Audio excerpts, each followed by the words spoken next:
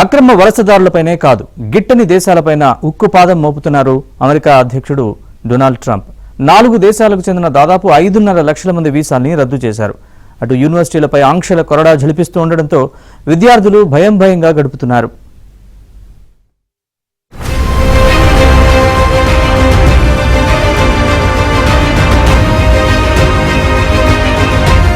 అక్రమ వలసదారులపై ఉక్కుపాదం మోపి వారిని స్వదేశాలకు పంపిస్తోన్న అమెరికా ఇప్పుడు తాత్కాలిక వలసదారులను ఇంటికి పంపిస్తోంది. చట్టపరమైన నివాస హోదాను రద్దు చేయాలని నిర్ణయించింది. లాటిన్ అమెరికా 4 దేశాలకు చెందిన 5.32 లక్షల మంది వారి స్వదేశాలకు వెళ్లిపోవాల్సిన పరిస్థితి ఎదురుకానుంది. క్యూబా, హైతీ, నికరాగువా, వెనిజువెలా దేశాల నుంచి వచ్చిన వలసదారులకు చట్టపరంగా ఉన్న తాత్కాలిక రక్షణను రద్దు చేస్తున్నట్లు హోంల్యాండ్ సెక్యూరిటీ విభాగం వెల్లడించింది. నెల రోజుల్లో వారిని దేశం నుంచి బహిష్కరించనున్నట్లు తెలిపింది.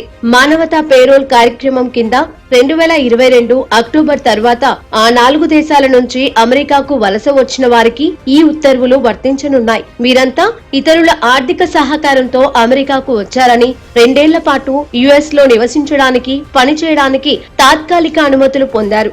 దీంతో తాత్కాలిక నివాస హోదా పొందారు. ఇప్పుడు దాన్ని తొలగించింది ట్రంప్ యంత్రాంగం. వీరంతా April 24లోగా స్వదేశాలకు వెళ్లిపోవాలి.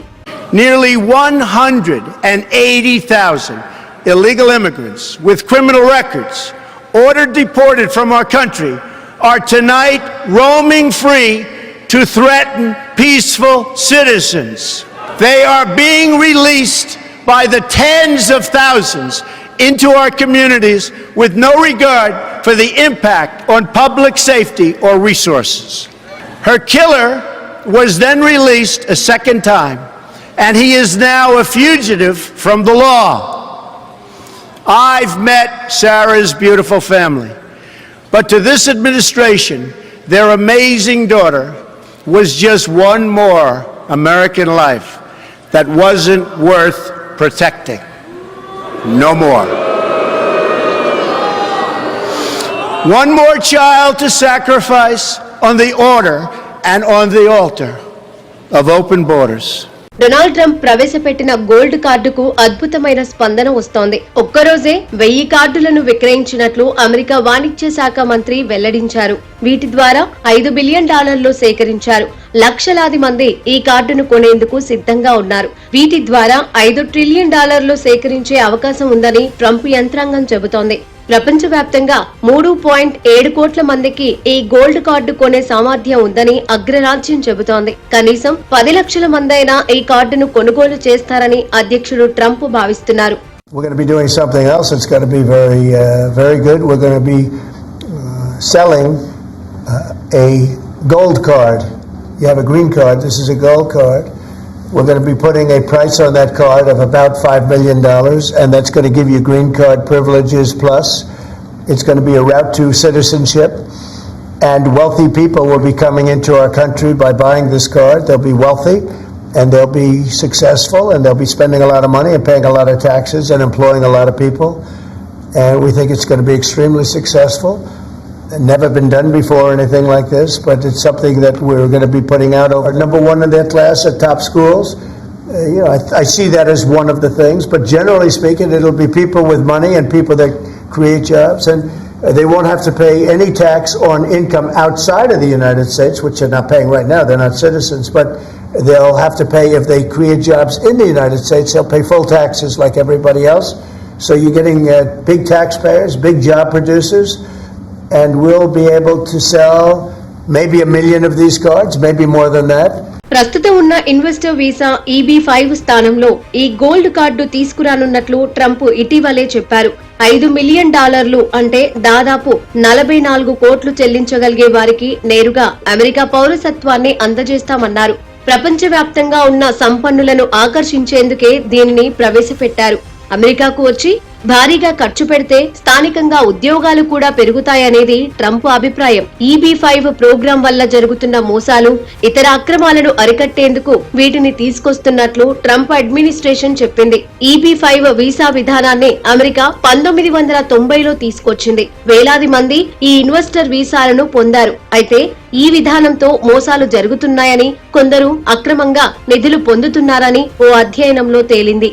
Green card that was low priced. So the president said, rather than having this sort of ridiculous EB-5 program, we're going to end the EB-5 program. We're going to replace it with the Trump Gold card, which is really a green card gold. So they'll be able to pay $5 million to the U.S. government. They'll have to go through vetting, of course. We're going to make sure they're wonderful, world-class global citizens. They can come to America.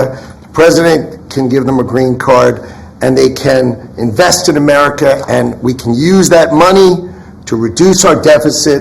Why do we give out lotteries of green cards? Why do we give out EB-5 for green cards?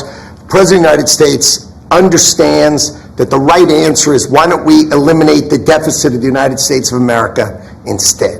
EB-5 visa కావాలంటే $8 లక్షల పెట్టుబడి పెట్టి 10 మందికి full time jobs ఇస్తే చాలు, permanent resident హోదా ఇచ్చేవారు.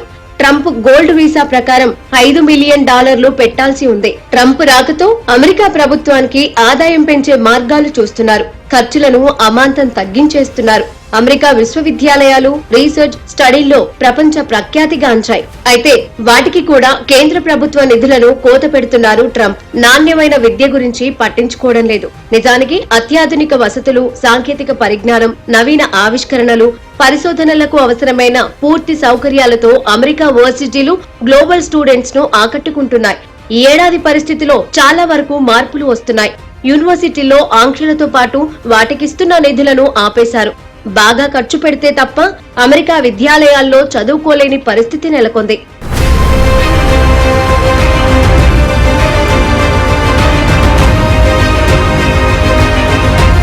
సాధారణంగా మెడిసిన్, టెక్నాలజీ, ఇంజనీరింగ్ వంటి రంగాలలో పరిశోధనలు, కొత్త ఆవిష్కరణలకు ప్రభుత్వం గ్రాంట్లు మంజూరు చేస్తూ ఉంటుంది.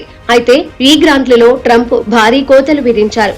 అసలు ఫెడరల్ గవర్నమెంట్ లో విద్యాశాఖే అవసరం లేదంటూ ఎగ్జిక్యూటివ్ ఆర్డర్స్ ఇచ్చారు. దీనికి అమెరికన్ కాంగ్రెస్ ఆమోదించాల్సి ఉంది. నిత్యం భయంగానే అమెరికా విశ్వవిద్యాలయాల్లో స్వేచ్ఛాయుత వాతావరణం ఉండేది.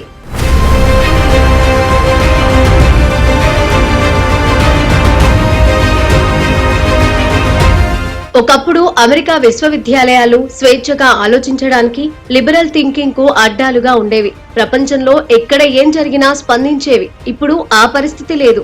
ట్రంప్ వచ్చిన తర్వాత ఇలాంటి కార్యక్రమాలపై ఉక్కుపాదం మోపుతున్నారు. ఉగ్రవాద, తీవ్రవాద సంస్థలకు మద్దతు ప్రకటించినట్లు అనుమానం వస్తే చాలు వర్సిటీల నుంచి బహిష్కరిస్తున్నారు. విదేశీ విద్యార్థులను బలవంతంగా బయటకు పంపిస్తున్నారు. కొందరిపై కేసులు సైతం నమోదు చేస్తున్నారు. యూనివర్సిటీల్లో భయంగా గడపాల్సి వస్తోంది ఇప్పుడు.